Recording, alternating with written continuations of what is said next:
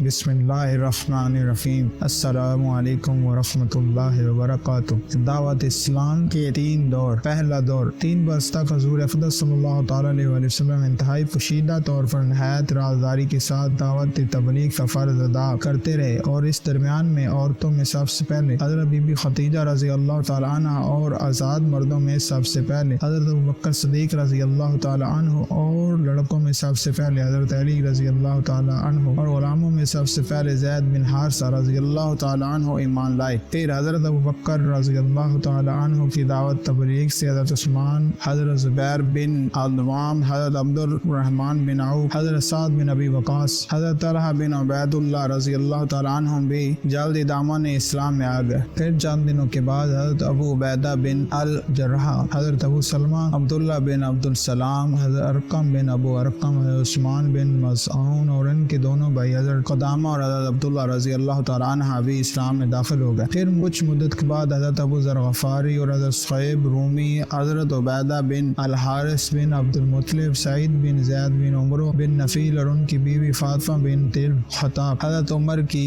بہن رضی اللہ تعالی عنہ نے بھی اسلام قبول کر لیا، اور رسول صلی اللہ تعالی علیہ وسلم کی چچی حضرت ام الفضل، حضرت عباس بن عبد المطلب کی بیوی اور حضرت عاصمہ بنت ابوبکر رضی اللہ تعالی عنہ بھی مسلمان ہو گئی۔ ان کے علاوہ دوسرے بہت سے مردوں اور عورتوں نے بھی اسلام لانے کا شرف حاصل کیا۔ واضح رہے کہ سب سے پہلے اسلام لانے والے جو سابقین اولین کے لقب سے سرفراز ہیں، ان خوش نصیبوں کی فہرست پر نظر ڈالنے سے پتہ چلتا ہے کہ سب سے پہلے دامن اسلام میں آنے والے ہی لوگ ہیں جو فطرت نیک طبع اور پہلے سے ہی دین حق کی تلاش میں سرگرداں تھے، اور کفار مکہ کے شرک، بت پرستی اور مشرکانہ رسوم جاہلیت سے متنفر اور بیزار تھے۔ چنانچہ نبی برحق کے دامن میں دین حق کی تجلی دیکھتے ہی یہ نیک بخت لوگ پروانوں کی طرح شمع نبوت پر نثار ہونے لگے اور مشرف با اسلام ہو گئے۔ دوسرا دور 3 برس کی اس خفیہ دعوت اسلام میں مسلمانوں کی جماعت تیار ہو گئی، اور اس کے بعد اللہ تعالیٰ نے اپنے حبیب صلی اللہ تعالیٰ علیہ وسلم پر سورہ شعراء کی آیت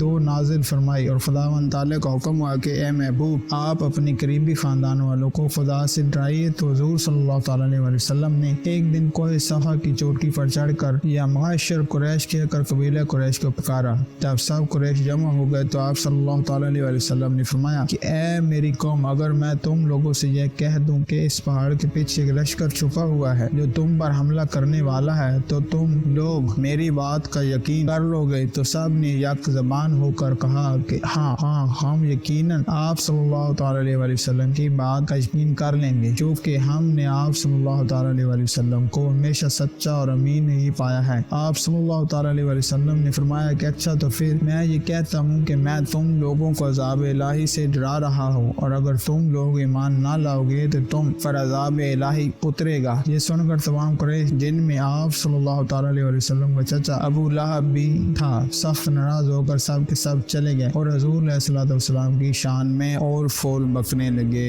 تیسرا دور اب وہ وقت آ گیا کہ اعلان نبوت کے 4 سال سورہ حجر کی آیت فَصَدَّقَ بِمَا تُؤْمَرُونَ نازل فرمائی۔ حضرت حق جل شانہ نے یہ حکم فرمایا کہ محبوب، آپ کو جو حکم دیا گیا ہے اس کا اعلان بیان فرمائیے۔ چنانچہ اس کے بعد آپ صلی اللہ تعالیٰ علیہ وسلم نے اعلانیہ طور پر دین اسلام کی تبلیغ فرمانے لگے، اور شرک کو بت پرستی کی کھلم کھلا برائی بیان فرمانے لگے۔ تمام قریش، بلکہ تمام اہل مکہ، بلکہ پورا عرب آپ کی مخالفت پر کمر بستہ ہو گیا، اور حضور صلی اللہ تعالیٰ علیہ وسلم اور مسلمانوں کے اعزاء رسانیوں کا ایک طولانی سلسلہ شروع ہو گیا۔ اللہ کریم کی بارگاہ میں دعا ہے کہ میرا پڑھنا اور آپ کا سننا بارگاہ میں قبول فرمائے۔ جزاکم اللہ خیرا و احسن انتظار۔